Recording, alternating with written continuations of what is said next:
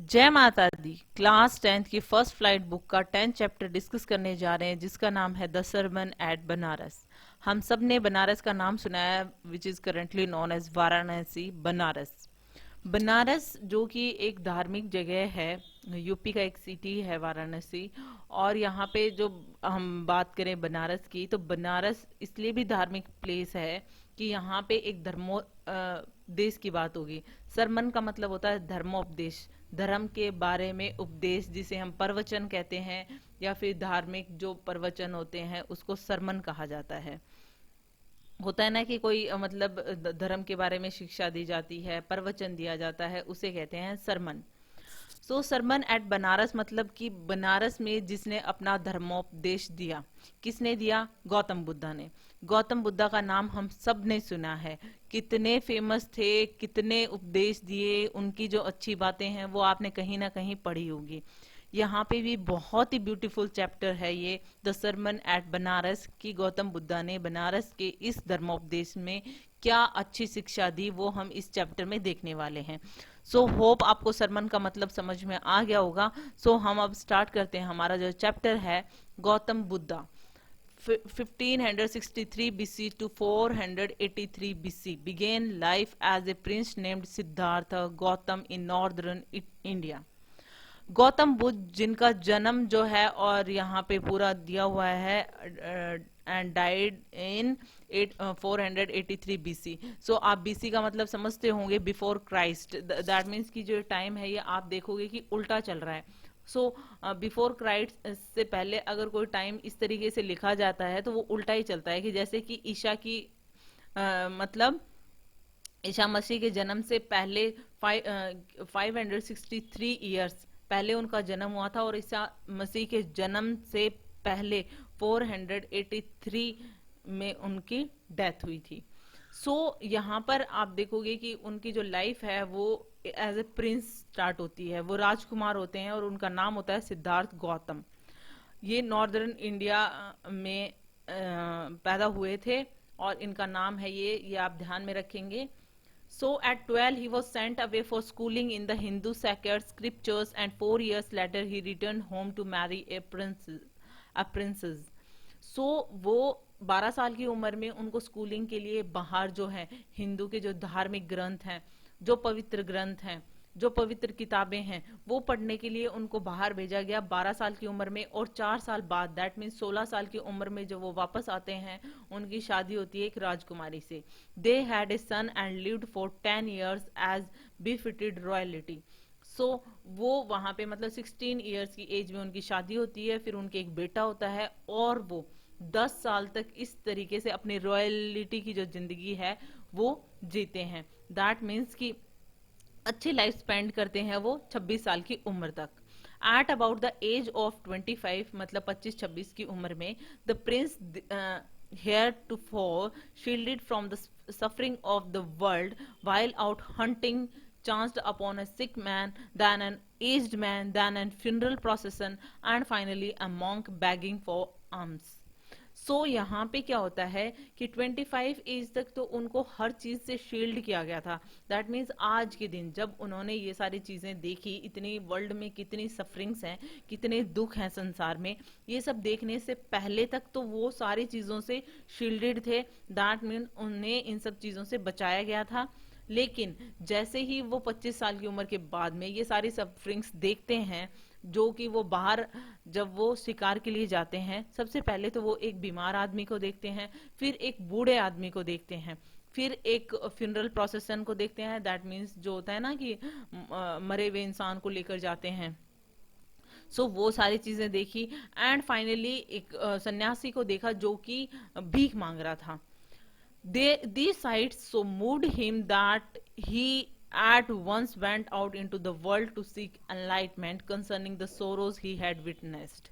और जैसे ही उन्होंने ये सब कुछ देखा, वो एकदम से सारी चीजें जो थी वो खत्म हो जाती हैं उनके अंदर से, और एकदम से एनलाइटमेंट की चाहत हो जाती है, कि मोक्ष की प्राप्ति जिसे हम कहते हैं, कि ज्ञान की प्राप्ति के लिए वो इन सारे जो दुख हैं इनको देखने के बाद में इन दुखों से किस तरीके से छुटकारा मिल सकता है, इन दुखों से कंसर्न होकर ही वो एनलाइटमेंट की तलाश में वो बाहर जाते हैं। दैट मीन्स वो अपना सांसारिक जीवन जो है वो त्याग देते हैं. He wandered for 7 years and finally sat down under a peepal tree where he vowed to stay. और अनलाइटमेंट का यहाँ पे क्या दिया गया है, state of high spiritual knowledge. That means spiritual knowledge, धार्मिक ज्ञान के लिए वो अनलाइटमेंट के लिए वो अपने घर से निकल जाते हैं. और अनलाइटमेंट के लिए जब वो घर से निकलते हैं 7 साल तक वो भटकते रहते हैं इधर से उधर, और फाइनली वो एक पीपल के पेड़ के नीचे बैठ जाते हैं. और वहां पे वो कसम क्या खाते हैं, स्टे अंटिल एनलाइटमेंट केम. और जब तक उन्हें मोक्ष की प्राप्ति नहीं होगी उस पीपल के पेड़ से वो नहीं हटेंगे. दैट मीन्स उसके नीचे ही बैठे रहेंगे. Enlightenment enlightened enlightened after 7 days he renamed the tree the Bodhi tree, tree of wisdom, and began to teach and to share his new understandings. और अब क्या करते हैं कि जैसे ही उन्हें मोक्ष की प्राप्ति होती है, जैसे ही उन्हें ज्ञान की प्राप्ति होती है, उस पीपल के पेड़ के नीचे जब वो 7 दिन तक बैठते हैं, 7वें दिन उनको ज्ञान की प्राप्ति हो जाती है और उस पेड़ को नाम वो बोधि ट्री दे देते हैं. क्यों बोधि ट्री? मतलब बोधि का मतलब होता है, जैसे होता है ना बुद्धि, विजडम, तो द ट्री ऑफ विजडम बोला जाता है, उसे बोधि ट्री बोला जाता है. और वहां से फिर वो जैसे ही उन्हें एनलाइटमेंट होता है उसके बाद में वो दूसरों को वो जो भी उन्हें समझ में आता है, जो भी वो सीखते हैं, वो सबसे शेयर करने के लिए वो निकल पड़ते हैं. ओके, जो धार्मिक जो भी बातें हैं वो बताने के लिए. एट दैट पॉइंट ही became known as the Buddha, the awakened और द एनलाइटेड. और इसी पॉइंट से उन्हें बुद्धा कहने लग जाते हैं. क्यों? सिद्धार्थ गौतम उनका नाम होता है, लेकिन उन्हें बुद्धा क्यों कहा जाता है? क्योंकि जो इंसान जग गया है, जो इंसान एनलाइटेड हो गया है, दैट मीन्स जिसे मोक्ष की प्राप्ति हो गई है, सो इसलिए उन्हें बुद्धा कहा जाता था, जिन्होंने बुद्धि को ग्रहण कर लिया है, जो कि जाग गया है. The Buddha preached her first sermon at the city of Banaras. और उन्हें अपना पहला जो सरमन है, जो रिलीजियस और मॉरल टॉक है, वो कौन सी जगह पे दिया? City of Banaras. ओके, उनका ये पहला उपदेश था, धर्मोपदेश, जो फर्स्ट सरमन था उनका, वो बनारस में था. Most holy of the dipping place of the river Ganga's. और वहां पे हमें सब जानते हैं कि ये कहाँ पे पड़ता है, यूपी में, जहां से गंगा नदी बहती है. बहुत ही रिलीजियस होली प्लेस है. That sermon has been preserved and is given here. और वो जो सरमन है वो प्रिजर्व किया गया, जो यहाँ पे दिया गया था.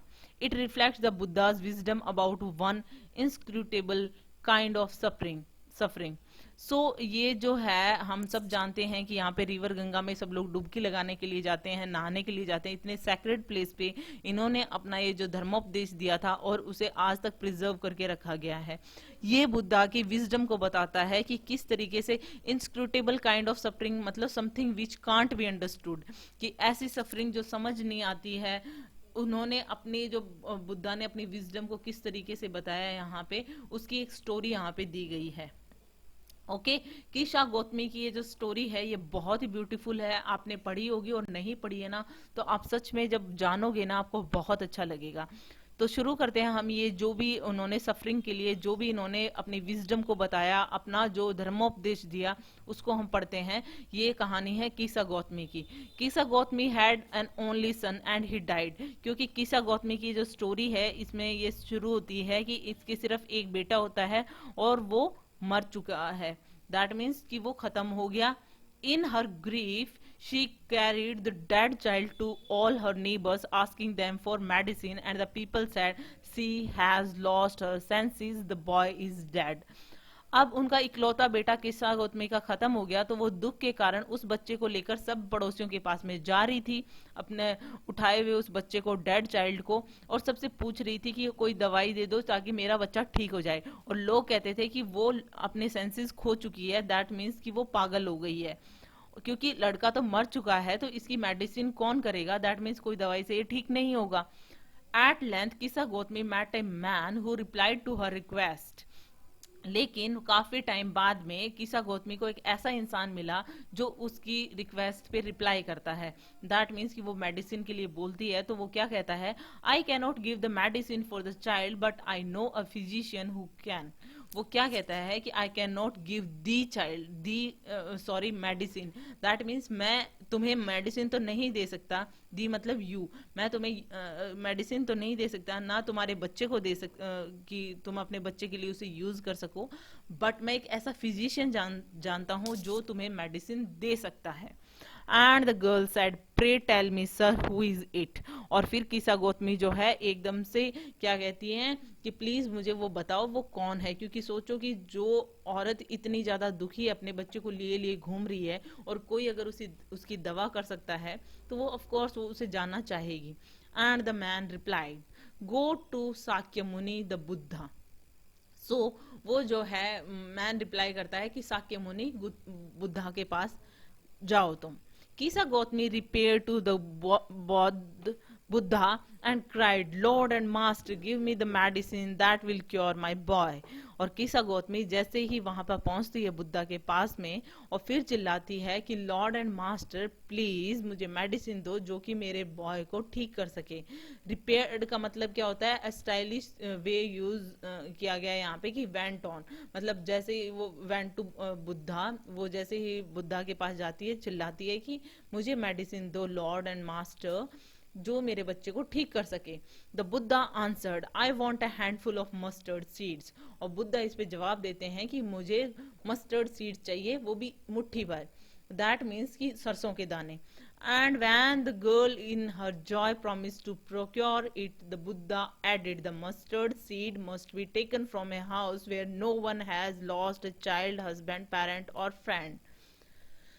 जैसे ही वो गर्ल दैट मीन्स किसा गौतमी इस चीज पे खुश होती है कि हाँ मैं तुम्हें ले ला कर दूंगी मस्टर्ड सीड और तुम मेरे बेटे को ठीक कर देना, इसी के साथ ही बुद्धा एक और चीज ऐड करते हैं कि लेकिन मस्टर्ड सीड उसी घर से लेकर आओगी तुम जिस घर में आज तक कोई बच्चा, कोई हस्बैंड, कोई पेरेंट या कोई फ्रेंड, किसी की भी डेथ नहीं हुई है, किसी ने अपना कुछ भी नहीं खोया इसमें से। दैट मीन्स कि उस घर से तुम मस्टर्ड सीड लेकर आओगी जिस घर ने ना अपना कभी बच्चा खोया है, ना कभी अपना पति खोया है, ना कभी अपने उसके माँ बाप खोए हैं, ना अपना कोई मित्र खोया है, दैट मीन्स किसी की डेथ नहीं हुई है। Poor Kisa Gautami now went from house to house and the people pitied her and said, here is mustard seed, but take it. But when he asked, did a son or daughter, a father or mother die in your family, they answered her, alas, the living are few but the dead are many.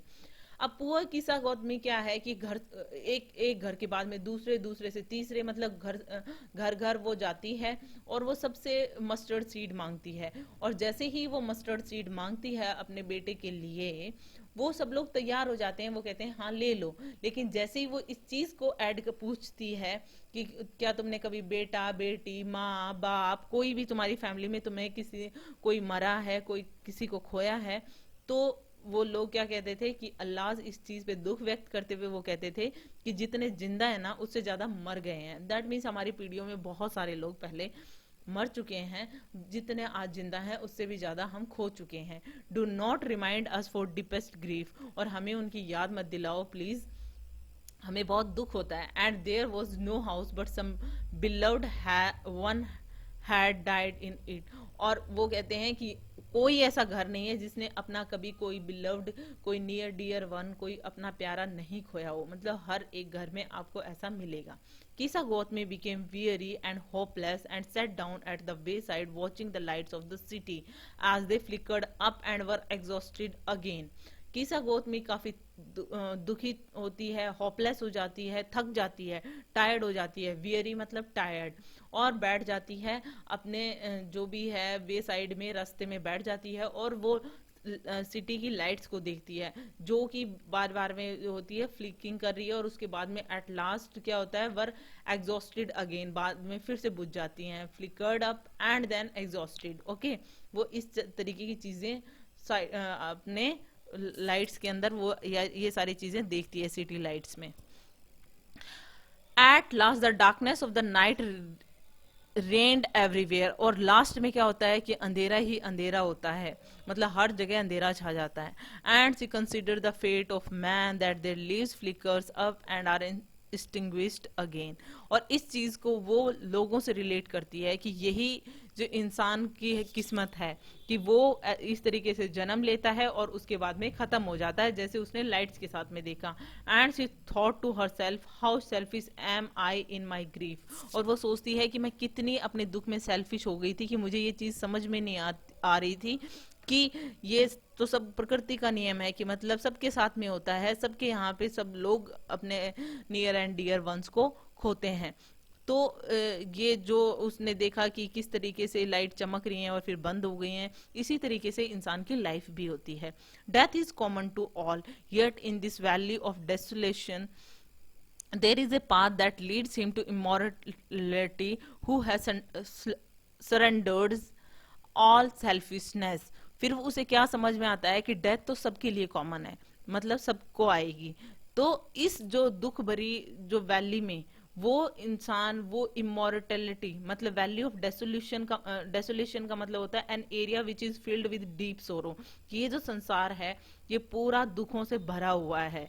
ये जो है immorality की तरफ कि मतलब हर कोई मरेगा लेकिन वो अमर हो जाएगा जिसने अपने सेल्फिशनेस को सरेंडर कर दिया है। दैट मीन्स कोई चीजों को पकड़ के रखने की कोशिश नहीं की है और उनको ये चीज समझ में आ गई है कि जो चीज पैदा हुई है वो खत्म होगी।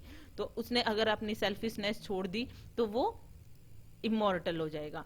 Buddha said the life of mortals in this world is troubled and brief and combined with pen.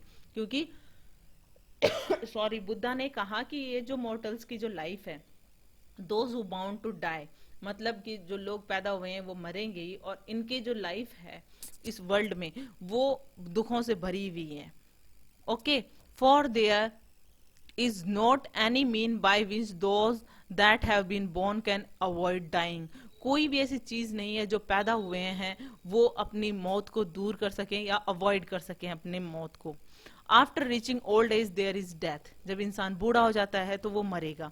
Of such a nature are living beings, और इसी नेचर को लिविंग बींग्स कहते हैं। दैट मीन्स जो भी कोई पैदा हुआ है, जो भी लिविंग बींग्स हैं वो एक दिन ओल्ड एज को प्राप्त होंगे और वो मर जाएंगे।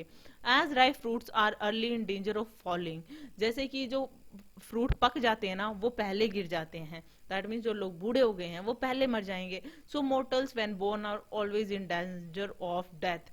इसी का मतलब जिंदा जो इंसान है, लिविंग बींग्स जो होते हैं, मोर्टल्स जो हैं वो भी ऐसे ही हैं। दैट मीन्स कि अगर वो बॉर्न हुए हैं ना तो वो मरेंगे जरूर। As all earthen vessels made by the potter end in being broken.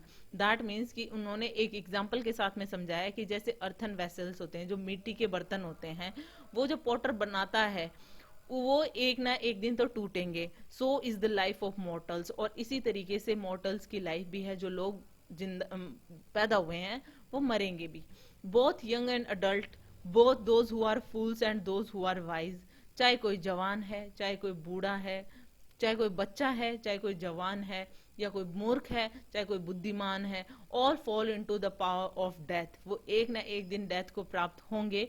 All are subject to death, सब मतलब सब एक दिन खत्म होंगे। All those who overcome by death depart from life, a father can't save his son. So मतलब कि of those who overcome by death depart from life, कि मतलब लाइफ से जो दूर चले। A father cannot save his सन, कि मतलब वो लाइफ को त्यागेंगे ही कभी ना कभी। जैसे कोई भी फादर अपने बेटे को नहीं बचा सकता। नो किन्समैन देयर रिलेशंस, कोई भी इंसान अपने जो सगे संबंधी हैं उन्हें नहीं बचा सकता। Mark, while relatives are looking on and lamenting deeply, one by one mortals are carried off like an ox with is led to the slaughter। That means कि लोग बाग जब कोई मर जाता है तो उसके रिलेटिव जो हैं काफी दुख व्यक्त करते हैं, रोते हैं, बहुत ज्यादा डीपली वो हर्ट होते हैं। लेकिन ये वाली चीज तो है कि फिर भी मॉर्टल्स एक एक करके चले जाएंगे इस दुनिया से। जैसे कि किसी भी ऑक्स को स्लॉटर करने के लिए लाया जाता है तो उसे बलि तो उसकी होगी ही, मतलब कभी ना कभी तो कटेगा ही। So the world is afflicted with death and decay, इसलिए जो वर्ल्ड है अफ्लिक्टेड मतलब अफेक्टेड बाय सफरिंग, डिजीज और पेन, कि मतलब सारा जो संसार है इसमें पेन है, भरा हुआ है of with death and decay, कि सबकी डेथ होनी है और सबका कभी ना कभी नाश होना है। Therefore the wise do not grieve knowing the terms of the world, लेकिन जो बुद्धिमान है ना वो दुख व्यक्त नहीं करते हैं क्योंकि वो वर्ल्ड की टर्म्स को जानते हैं। Not from weeping nor from grieving will anyone obtain peace of mind, ना तो कोई रोने से ना कोई दुखी होने से पीस ऑफ माइंड नहीं प्राप्त कर सकता।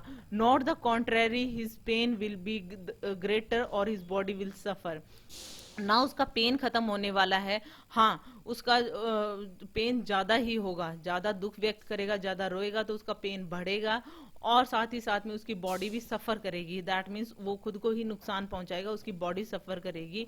He will make himself sick and pale, वो खुद को ही बीमार करेगा, खुद को ही पेल करेगा। Yet the dead are not saved by his lamentation, क्योंकि कोई भी रोने से या दुख व्यक्त करने से किसी भी मृत आदमी को बचाया नहीं जा सकता। He who seeks peace should draw out the arrow of lamentation and complaint and grief, जिसने अपने अंदर से who seek peace from draw out the arrow, जिसने शांति प्राप्त कर ली है उस तीर से, उस तीर को arrow of lamentation and complaint and brief, जिसने इस तीर को बाहर निकाल दिया, दैट मीन्स जिसने ये तीर छोड़ दिया है, जिसने शांति प्राप्त कर ली है, जिसके अंदर लैमेंटेशन कंप्लेंट और ग्रीफ नहीं है।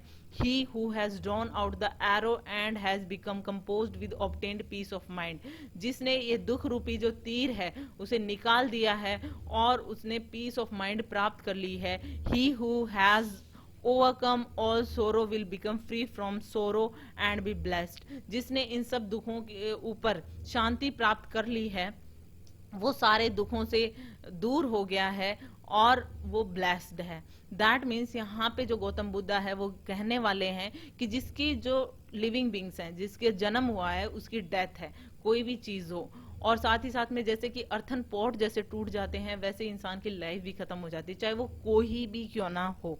इसलिए कि हम इस दुख से हम फ्री तो नहीं हो सकते, लेकिन जिसने ये लैमेंटेशन कंप्लेंट और ग्रीफ जैसे नाम का जो तीर है जिसे इसने इस एरो को ड्रॉ आउट कर दिया है, वो अपना जो है पीस ऑफ माइंड प्राप्त कर लिया है। सो वो इन सब चीजों से फ्री हो गया है क्योंकि उसे इन सब चीजों से फर्क ही नहीं पड़ता है, वो इस सेल्फिशनेस से दूर हो चुका है और वो ही ब्लेस्ड है। So the source is Betty Renshaw, values and voice, a college reader 1975। और ये बहुत ही ब्यूटीफुली यहाँ पे जो उपदेश है उनका पहला जो सरमन है बनारस का, उसमें यहाँ पे किस्सा गौतमी की जो स्टोरी आपको बताई गई है बहुत ही ब्यूटीफुल है, मुझे तो बहुत पसंद आई। Hope you like it. If you like it please hit the thumbs up button, please please please subscribe the channel, put your views and suggestion in comment section. So thank you.